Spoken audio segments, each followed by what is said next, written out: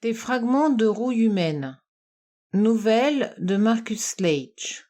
Collection Exotère. Édition Souffle du rêve. Les doigts de Julien Champier couraient sur le clavier, se livrant à une gigue frénétique, au gré des fantaisies de son inspiration. Dès qu'il se lançait dans l'écriture d'un nouveau texte, il ne contrôlait plus complètement son imagination. Ses idées prenaient le dessus en une succession de vagues, brèves et violentes à la fois.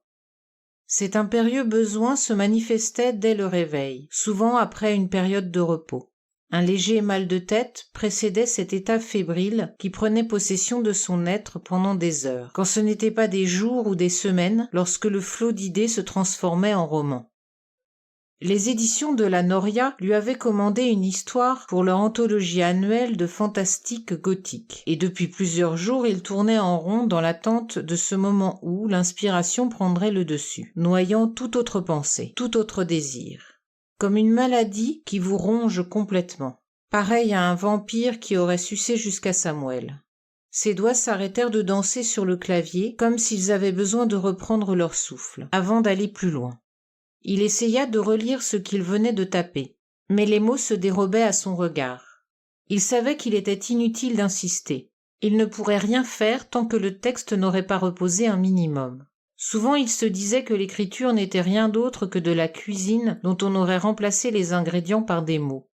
Il quitta sa chaise et se prépara une tasse de café, la première d'une longue série, qui ne prendrait fin qu'au moment où il apposerait sa signature sur la dernière page du manuscrit. Il ne buvait du café que dans ses périodes de fièvre créatrice.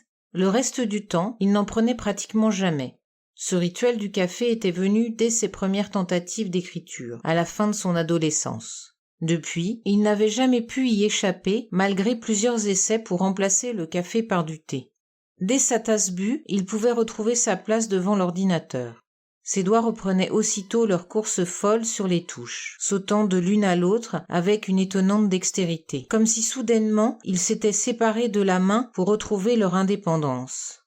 Des yeux, il suivait sur l'écran la progression des lettres. À ce stade, il n'était pas question de mots et encore moins de phrases, uniquement une succession de caractères et d'espaces. Ce n'est qu'au bout de quelques heures de travail qu'il commencerait à percevoir l'ensemble comme un tout.